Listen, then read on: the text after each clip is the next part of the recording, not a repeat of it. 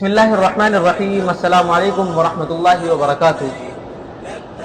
क्योंकि हज के अय्याम बहुत करीब हैं और चंद ही रोज़ में हाजियों के जाने का सिलसिला शुरू होने वाला है, इसीलिए मैं आपको बता दूं, जो लोग ये समझते हैं कि हज बहुत मुश्किल है, कैसे होगा, क्या करेंगे, हालत हराम में कैसे रहेंगे, यानी हराम की हालत में किस तरह 5 दिन गुजारेंगे, बहुत मुश्किल नहीं है बल्कि बहुत ज़्यादा आसान है। मैं आपको बताता चलूँ कि 5 दिनों पर हज मुश्तमिल है। 8 ज़ुल्हिज्जा, 9 ज़ुल्हिज्जा, 10 ज़ुल्हिज्जा, 11 ज़ुल्हिज्जा और 12 ज़ुल्हिज्जा, ये 5 दिन हज के हैं। और सबसे पहला दिन 8 ज़ुल्हिज्जा का है, जिसमें हमें मिना की तरफ रवाना होना होता है।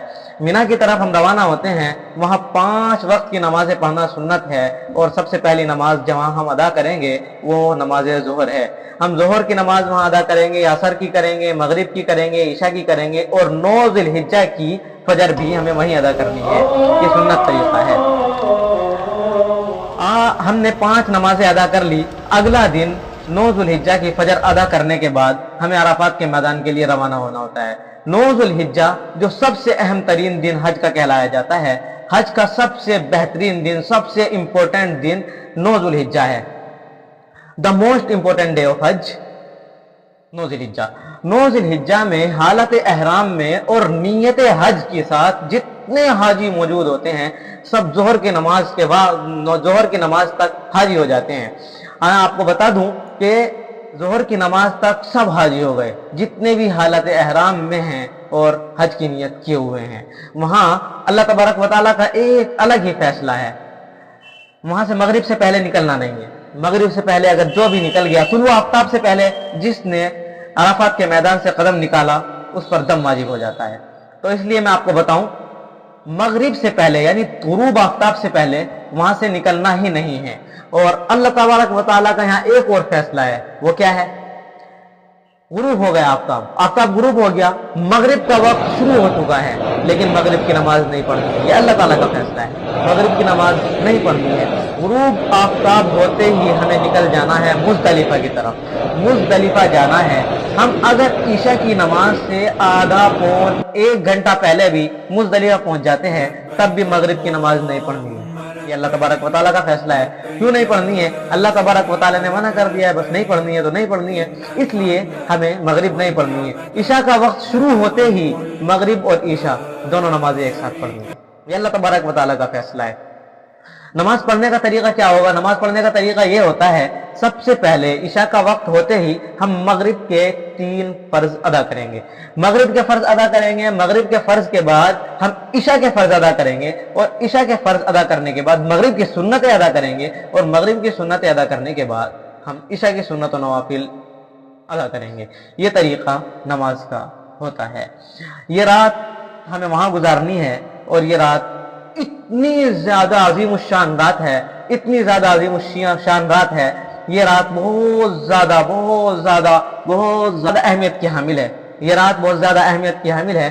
बाज़ उलमा लिखते हैं कि ये रात हाजियों के लिए शबे कदर जैसी है।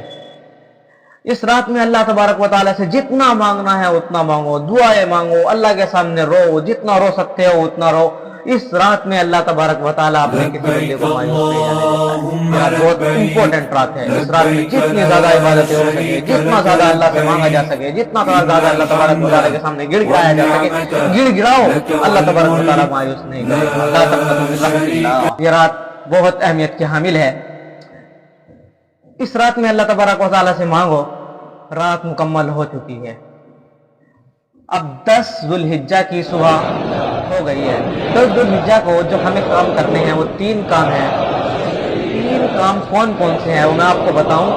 सबसे पहले जब जो 10 ज़ुल्हिज्जा को हमें काम करना होता है वो करना होता है रमी, यानी शैतान को कंकरी मारनी होती है। शैतान को कंकरी मारनी है। अगला काम हमारा कुर्बानी का होता है। अगला काम हमारा कुर्बानी होता है। कुर्बानी करना होता है। कुर्बानी के बाद हमें अपने बाल मुंडवाने होते हैं, बाल तरशवाने होते हैं। ये 3 काम हैं। सबसे पहले शैतान को कंकर मारना, दूसरा काम हमारा जो है वो सिर्फ कुर्बानी का है और तीसरा काम जो है वो हमारा सर मुंडवाना है।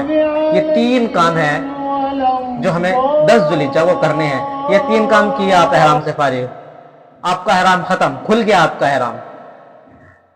आपका एहराम खुल चुका है।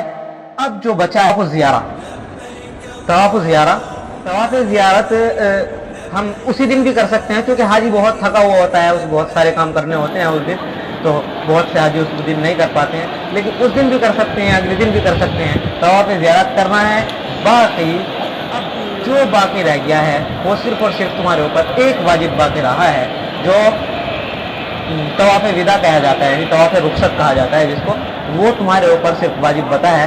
अब तवाफ रुखसत कर तो जब हाजी अपने वतन जाएगा कर लेगा, अपने हाजी अपने वतन जब जाएगा वो उस वक्त कर लेगा तवाफ रुखसत। अब सिर्फ जो 2 दिन आपके बचे हुए होते हैं, यानी 11 और 12 ज़ुल्हिज्जा, वो आपको मिना में गुजारना होता है। मिना में गुजारो, अल्लाह की इबादत करो, जो तुम्हें करना है करो, तिलावत करो, नमाज़ें पढ़ो, दुआएं मांगो, आप अल्लाह तबारक व तआला के दर के सवाली हैं। यहाँ पूरा हो जाता है, ये 2 दिन और वहां गुजारने होते हैं। 11 और 12 जो ज़िल्हिज्जा है ये भी मिना के मैदान में गुजारना होता है, और इन 2 दिनों में आप अपनी पूरी तरीके से इबादत करें। अल्लाह तबारक व तआला आपकी दुआओं को रद्द नहीं करेगा। आपका हज हो गया है और आप हाजी बन गए हैं। अस्सलामु अलैकुम व रहमतुल्लाहि व बरकातुहू।